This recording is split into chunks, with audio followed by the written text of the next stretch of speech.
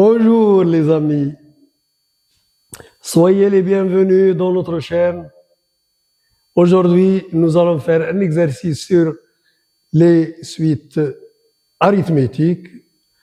Vous les savez depuis l'année de première et aujourd'hui, je vais vous donner un exercice pour réviser ce que vous avez déjà fait l'année dernière. Et je vais vous rappeler une propriété importante qui va vous servir au début et on va terminer par une récurrence à montrer. Et surtout, n'oubliez pas de vous abonner à notre chaîne, vous ne perdez rien et vous allez toujours profiter de ce qu'on vous donne. Très bien. UN est une suite arithmétique de premier terme U0 qu'on ne connaît pas et de raison R qu'on ne connaît pas tel que U100. Le 101e terme, parce que ça commence à partir U0, et U80, U100 est égal à 298 et U96 est égal à 286. Premièrement, calculer R, la raison, puis U0. Bien, je rappelle que si UN et UP sont deux termes quelconques d'une suite arithmétique de raison R, alors ces deux termes sont liés par la relation suivante.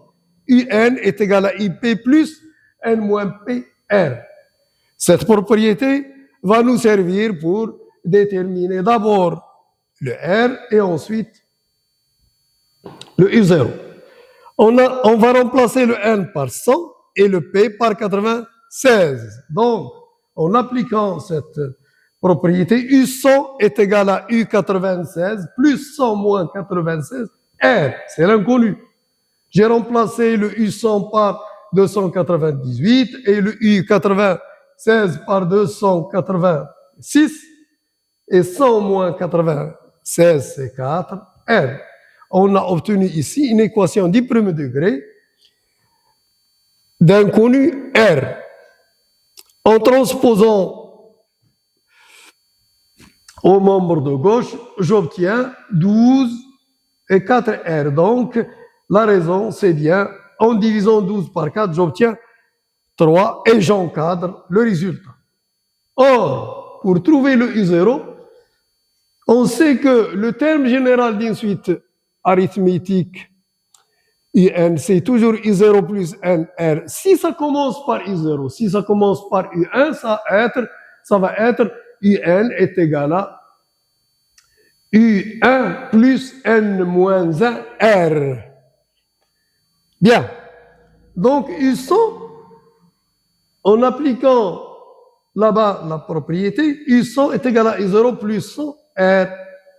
Je connais le U100, je l'ai remplacé par sa valeur, le U0 c'est ce que je cherche, et le R je l'ai remplacé par 3, comme ça j'obtiens cette égalité. U0 est égal à 298 moins 300 qui me donne U0 est égal à moins 2. Je connais déjà le R et le U0, ça va m'ouvrir la porte pour continuer. Le terme général, c'est U, N est égal à U0 plus NR. Donc, ce qu'on cherche ici, c'est expliciter le UN en fonction de N, c'est-à-dire le terme général. Terme général.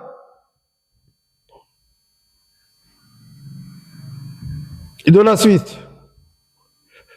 Donc, est égal à U0, c'est moins 2, et le R, c'est 3. Donc, le terme général, c'est UN est égal à moins 2 plus 3N, quel que soit N appartenant à grand N, l'ensemble des entiers naturels.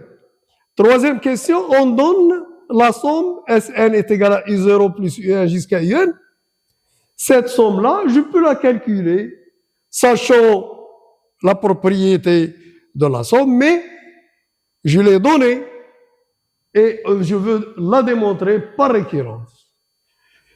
Sn, ça commence de U0 jusqu'à Un. De U0 jusqu'à Un, si vous commencez à partir de U1, ça va être N, et le U0, donc, c'est N plus un terme. Donc, le Sn, c'est la somme de N plus un premier terme d'une suite arithmétique, de premier terme moins 2 et de raison, R est égal à 3. On veut démontrer que Sn est égal à N plus un facteur de N plus 3N moins 4 sur 2 pour tout N. Par récurrence, l'initialisation, on commence par l'initialisation. Si N est égal à 0, le S0, je remplace ici à chaque fois le N par 0, 0 plus un facteur de 3 fois 0 moins 4 sur 2, ce qui me donne 1 fois moins 4 sur 2, c'est bien moins 2. Donc, ça vérifie bien la propriété. Donc, c'est vrai. L'hérédité. On suppose que, quel que soit n appartenant à grand N, Sn est égal à n plus 1, facteur de 3n moins 4 sur 2, et on démontre que quel que soit n appartenant à grand N, Sn plus 1, on remplace n par n plus 1 à chaque fois ici. N par n plus 1, n par plus 1, et ici n plus 1, ça devient, en développant ces 3n plus 3, et le plus 3 moins 4, ça donne moins 1. Donc, c'est ce qu'on va démontrer. Partons de Sn plus 1. Sn plus 1 est égal à U0 plus 1 jusqu'à Un, et j'ajoute le fameux Un plus 1. Bien. Ici, au début, je vais exploiter ce que j'ai supposé. Je remplace, ça c'est bien Sn, je remplace le Sn par N plus 1 facteur de 3n moins 4 sur 2, et je lui ajoute le Un plus 1, c'est un terme. Le terme, je vais le tirer à partir d'ici. Un est égal à moins 2 plus 3n, et Un plus 1 est égal à moins 2 plus 3 facteur 1 plus 1. Ici, je remplace, je vais développer ça, ça me donne 3n plus 3 moins 2, c'est bien 3n plus 1. Je vais réduire au même dénominateur, comme ça j'obtiens n plus 1 facteur de 3n moins 4, facteur de 2, plus 3n, le tout sur 2. Je vais développer, c'est 3n carré moins 4n plus 3n moins 4 plus 6n plus 2. Ce qui me donne 3n carré plus 5n moins 2 sur 2. Bien. Donc il faut bien réfléchir. Il faut bien réfléchir avant de trouver le résultat. Ici, une tactique va me permettre, je sais d'avance que je veux avoir n plus 2 comme facteur. Donc, je vais le fabriquer. Le 5n ici, je l'ai mis comme étant la différence de 6n moins 2.